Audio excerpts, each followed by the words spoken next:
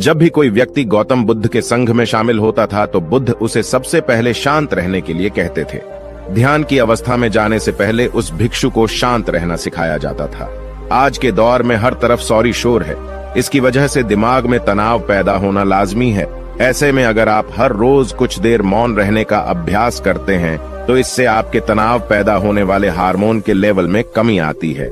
इससे आपका दिमाग शांत होता है, गुस्सा नियंत्रित रहता है और तनाव बढ़ाने वाले हार्मोन्स का लेवल घटता है। आज के इस वीडियो में हम जानेंगे कि किन मौकों पर हमें शांत रहना है और किन मौकों पर हमें बोलना है और शांत रहने से हमारे अंदर क्या बदलाव आ सकता है। दोस्तों, संध्या काल का समय था। गुरु अपने सभी शिष्यों को बुलाते हैं और कहते हैं, कल सुबह सब लोग नदी में स्नान करने के बाद तुरंत हमारी कुटिया के सामने उपस्थित हो जाना। सभी इसी से हैरान रह जाते हैं कि हम लोगों ने कुछ गलती की है क्या, लेकिन गुस्से से यह कहते हैं कि हो सकता है कि गुरुजी कल सुबह कुछ अच्छी बात बताने वाले हैं। सब लोग रात को सही समय पर सो जाते हैं और सुबह उठकर सभी लोग नदी में स्नान करने के बाद वापस गुरुजी के सामने उपस्थित हो जाते हैं। गुरु कहते हैं, आज हम तुम सबको चुप रहने के फायदे के बारे में बताऊंगा। गुरु कहते हैं, 10 मौके जहां पर चुप रहने से होता है लाभ और बोलने से नुकसान। गुरु कहते हैं, अगर आप इन 10 मौकों पर शांत हो गए यानी मौन हो गए तो आप जो चाहेंगे वही मिल जाएगा। आपकी जिंदगी में चमत्कारिक बदलाव शुरू हो जाएंगे। जरूरत से ज्यादा बोलना या चुप रहना दोनों ही अच्छी बात नहीं है। जैसे जरूरत से ज्यादा बारिश हो जाना या फिर धूप दोनों ही दिक्कत देती है, उसी तरह अनावश्यक बोलने से भी काफी नुकसान होता है। गुरु कहते हैं कि पहला ऐसा मौका जहां पर व्यक्ति को चुप रहना चाहिए, बिना तथ्य के ना बोले। गुरु ने कहा, अगर आपके पास कोई तथ्य नहीं है तो वहां चुप रहने में ही भलाई है। चुप बैठने से दिमाग में नई कोशिकाओं का निर्माण होता है और इससे ज्ञान की वृद्धि होती है। बोलने में भलाई वही है जहां आपको किसी चीज के बारे में पूरा ज्ञान हो। अगर आप बिना तथ्य के कहीं बोलते हैं या फिर बेवजह बोलते हैं तो आपका वहां मजाक भी बन सकता है। अगर आपके पास पर्याप्त जानकारी नहीं है, ऐसी जगह पर बोलने से आपका मजाक तो बनी रहेगी, साथ ही साथ लोगों का भरोसा भी आपसे उठने लगेगा। इसलिए ऐसी जगह पर शांत रहो जहां तुम्हें पता ना हो कि क्या बोलना है क्या नहीं। कई बार कुछ लोग ऐसे होते हैं जो हर जगह अपनी उपस्थिति बताने लगते हैं।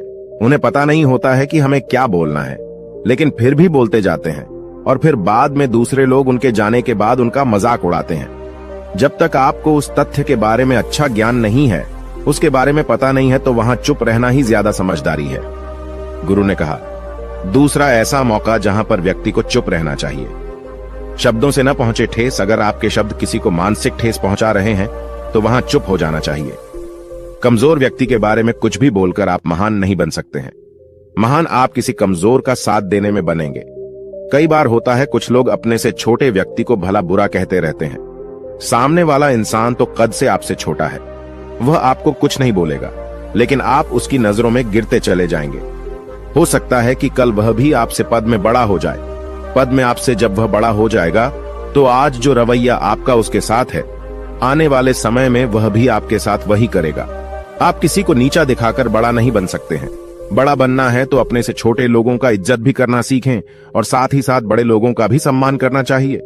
लोगों को लगता है कि अगर वह अकड़कर बोलेंगे और सामने वाले को नीचा गिराने की कोशिश करेंगे तो वह बड़े बन जाएंगे, तो यह उन सब की भूल है।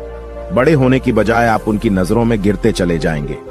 गुरु ने आगे कहा, इसलिए शिष्यों, तुम सब जब भी बोलना आदर भाव से बोलना, ताकि तुम्हारी बात लोगों को अच्छी लगे। बोलने में भाई बहन, माता पिता, मित्र इत्यादि संबोधन शब्दों का इस्तेमाल जरूर करना। इससे तुम्हारी मान प्रतिष्ठा तो बढ़ेगी ही, साथ ही साथ लोगों की नजरों में तुम समझदार व्यक्ति बनते जाओगे। गुरु ने आगे कहा, तीसरा मौका जहां पर व्यक्ति को चुप रहने में ही भलाई है।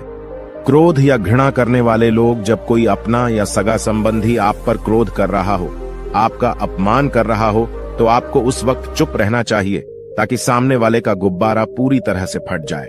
आप यदि सही हैं तो उसे कतई माफीनामा गए और चुप रहकर ही सही समय का इंतजार करें। वह खुद आपसे माफी मांग लेगा जब उसे अपनी गलती का एहसास हो जाएगा। गुरु आगे कहते हैं कि अगर आपका कोई सगा संबंधी आप पर क्रोध कर रहा हो और आप उस समय शांत हैं, तो यह आदर सम्मान देने की निशानी होती है। इससे न कोई छोटा होता है और न ही बड़ा। अगर आपको क्रोध आ रहा है तो आप या तो वहां से किसी का अनादर किए बिना चले जाएं या फिर चुप रहें। क्रोध करने से आपके रिश्ते, खराब होंगे। क्रोध करने से हमेशा क्रोध करने वाले व्यक्ति का ही बुरा होता है। गुरु आगे कहते हैं कि एक बार की बात है, एक सांप जंगल से भागते हुए किसी राजा के घर में पहुंच गया। लोगों ने छेड़खानी की तो वह बहुत ही गुस्सा हो गया, जिससे घर में जो तलवार पड़ी हुई थी उसी को लपेटकर कसने लगा और धीरे धीरे उसका पूरा शरीर कट गया। ठीक उसी प्रकार हमारा गुस्सा भी हमारे शरीर को तलवार की भांति काटता रहता है। गुस्सा ध्यान से खत्म होता है प्रतिदिन। अगर आप ध्यान की मुद्रा में बैठे हैं तो आपका गुस्सा आपके नियंत्रण में रहेगा। गुरु आगे कहते हैं कि यह तरीका है कि आप प्रतिदिन ध्यान का अभ्यास करें। इससे आपके शरीर में जो हार्मोन्स गुस्से को बढ़ावा देते हैं वह सब तुम्हारे नियंत्रण में रहेंगे, जिससे शरीर गुस्से पर आसानी तुम्हारा से काबू पा लेगा। लेकिन एक तरीका यह भी है कि जब भी आपको गुस्सा आए तो आप यह समझने का प्रयास करो कि क्या मेरा गुस्सा जायज है या नहीं। हमें वहां पर बोलना चाहिए कि नहीं। जब आप खुद इस बात का आकलन लगा पाएंगे तो आपको खुद पता चल जाएगा कि हमें गुस्सा करना चाहिए या नहीं। फिर भी आपको गुस्सा आ रहा है तो आप वहां से हटने का प्रयास करें, वहां से दूर चले जाएं। धीरे धीरे समय के साथ आपका दिमाग शांत हो जाएगा। गुरु ने कहा, चौथा ऐसा मौका जहां पर इंसान को बहुत ही समझदारी के साथ काम लेना चाहिए, वहां पर आपको चुप रहना ही चाहिए। जहां पर उस मुद्दे से आपका कोई संबंध ना हो। अगर आपका किसी मुद्दे से कोई संबंध ना हो तो वहां आपका चुप रहना बनता है। बिना किसी वजह अगर आप दूसरे के मुद्दे पर बोलेंगे तो यह आपके लिए अनिष्टकारी होगा। इसमें केवल और केवल आपका ही नुकसान है। जल्द ही आप किसी दो लोगों के बीच हो रहे विवाद में जल्दी अपनी टांग न डालें। अगर सामने वाला आपको बुला रहा है अपना झगड़ा शांत करवाने के लिए तो ही आप वहां पर जाएं। किसी की व्यक्तिगत जिंदगी में दखल अंदाजी नहीं देनी चाहिए जब तक कि वह व्यक्ति आपको नहीं बुलाता है। अपने झगड़े को शांत करवाने के लिए कुछ लोग फालतू में दूसरे के विवाद में कूद पड़ते हैं। इससे उनके मान सम्मान मर्यादा पर लोग उंगली उठाने लगते हैं। गुरु कहते हैं कि 10 मौकों में 5वां ऐसा मौका जहां पर व्यक्ति को बहुत ही समझदारी के साथ चुप रहना चाहिए। आपके शब्दों से किसी मित्र को हानि न पहुंचे। अगर आपके शब्द सामने वाले के परिवार या मित्रों की प्रतिष्ठा के बारे में बुरी झलक दिखा रहे हैं तो आपको चुप रहना चाहिए।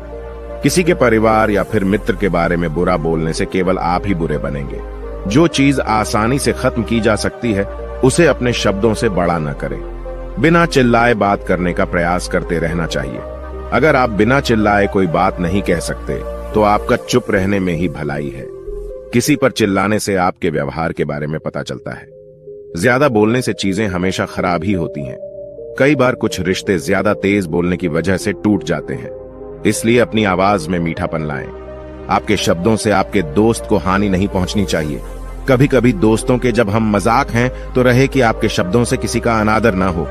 मजाक को भी हमेशा शब्दों के मायने में ही रखें। जहां किसी को शब्दों से चोट लगे वहां चुप हो जाएं। ज्यादा बोलने से हमेशा नुकसान ही होता है।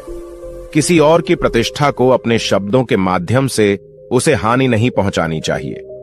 यदि आपके शब्दों से किसी और की प्रतिष्ठा को ठेस पहुंच रही है तो वहां आपको चुप हो जाना चाहिए। जब कोई व्यक्ति आपके सामने नहीं है तो आप उस व्यक्ति के बारे में बुरे शब्द किसी तीसरे व्यक्ति के सामने न बोलें। गुरु कहते हैं, छठा मौका जहां पर व्यक्ति को चुप रहना चाहिए, जब कोई कर रहा हो किसी की बुराई। जब कोई आदमी आपके सामने किसी तीसरे आदमी की बुराई कर रहा हो तब तुम्हें चुप रहकर बस सुनना चाहिए। अपनी राय व्यक्त नहीं करना चाहिए, क्योंकि जो आज आपके सामने किसी तीसरे की बुराई कर रहा है वह कल किसी और के सामने आपकी बुराई भी कर सकता है। यदि आपने कुछ कहा है तो नीति शास्त्र के अनुसार जो अपने मुंह को बंद रखता है और बुद्धि से काम करता है वही इंसान समझदार होता है। बिना जरूरत के बोलना, किसी के बारे में किसी के बीच में बोलना यह गलत बात है। कभी कभी हमारे लिए बुद्धिमानी इसी में होती है कि हमें अपना मुंह ऐसी जगह पर नहीं खोलना चाहिए। गुरु आगे कहते हैं कि 10 मौकों में 7वां ऐसा मौका जहां पर व्यक्ति को चुप रहना चाहिए, जब कोई नहीं समझे आपकी भावना। यदि आपको लग रहा है कि कोई व्यक्ति आपकी भावना, दुख या परेशानी को शब्दों में नहीं समझ रहा है, यदि आपको लग रहा है कि सामने वाला व्यक्ति आपकी भावना या दुख को या आपकी जो परेशानी है उसको वह समझ नहीं पा रहा है या समझने का प्रयास ही नहीं कर रहा है या वह आपको ध्यान से सुन ही नहीं पा रहा है, तो ऐसे व्यक्ति के सामने आप चुप ही रहें। क्योंकि ऐसे लोगों को आपकी भावना या दुख से कोई मतलब नहीं होता है। ऐसे लोगों को अपना राज बताकर आप पछताएंगे ही बाद में। इसलिए हर किसी को अपने मन की बात नहीं बतानी चाहिए। अगर आपको लग रहा है कि सामने वाला आपकी बात को नहीं समझ पा रहा है, आपकी भावनाओं को नहीं समझ पा रहा है, तो वहां पर आपको नहीं बोलना चाहिए, क्योंकि आज में आपका मजाक ही बन जाएगा जब आपको लगने लगे कि सामने वाला आपकी भावनाओं को ठीक तरीके से समझ रहा है। आप जो कह रहे हैं वह ठीक से सुन रहा है, तभी आप उसे अपनी बात कहें। गुरु कहते हैं कि 8वां मौका जहां पर आपको चुप रहना चाहिए, जब कोई इंसान अपना दुख व्यक्त करे। यदि कोई इंसान अपने दुख या परेशानी को आपको बता रहा है, तो इसका मतलब यह है कि वह आपको अपना समझ रहा है। ऐसे में तुरंत ही उसे समाधान बताने के बजाय चुप रहकर उसके दुख या समस्या को सुने। उसके दुख या समस्या को किसी और को न बताएं। वह इसलिए नहीं बता रहा है कि उसकी समस्याओं का समाधान कर देंगे, बल्कि वह इसलिए भी बता रहा है कि सामने वाला उसकी बात को समझ रहा है। कई बार बताने से दुख कम हो जाते हैं। आपको अपना दुख इसलिए बता रहा होगा कि उसे लग रहा है कि आप उसकी बात को समझ रहे हैं। दुख बांटने से कम हो जाता है। इसलिए जब कोई व्यक्ति अपना दुख आपसे व्यक्त करे, तो आप चुप मारकर उसकी बात को बहुत ही ध्यान से सुनें, ताकि उसके दुख कम हो जाएं। उसके मन का बोझ हल्का हो जाए, क्योंकि उसके मन में जो भी बातें थीं, वह आपको सब बता दिया। गुरु आगे कहते हैं कि 10 जगहों में 9 ही ऐसी जगह जहां पर आपको चुप रहना चाहिए। जहां पर दुष्ट प्रकृति के लोग रह रहे हों और गाली गलौज कर रहे हों, तो आप वहां पर मत जाइए। ऐसी जगहों से आप चुपचाप निकल जाएं, अर्थात अपनी प्रतिक्रिया दिए बिना आप वहां से चले जाएं, क्योंकि जिसकी जुबान खराब होती है, जो दुष्ट प्रकृति के लोग होते हैं, उनको आप ऐसे समय में नहीं समझा सकते हैं। जब उनका दिमाग पूरी तरह से शांत हो जाए, तभी वह आपकी बात सुनेंगे। इसलिए जहां पर दुष्ट प्रकृति के लोगों आपकी बात को न मानते हों और न ही सुनते हों, तो आपको वहां पर नहीं बोलना चाहिए। गुरु कहते हैं कि 10 माह ऐसा मौका जहां पर आपको शांत हो जाना चाहिए। अपनी सफलता का राज हर किसी को न बताएं। कई बार होता है कि कुछ लोग जो सफलता को बहुत ही जल्दी अर्जित कर लेते हैं, वे हर जगह अपनी सफलता का ढिंढोरा पीटने लगते हैं। ऐसे में क्या होता है कि कई लोग आपकी सफलता से खुश नहीं होते हैं।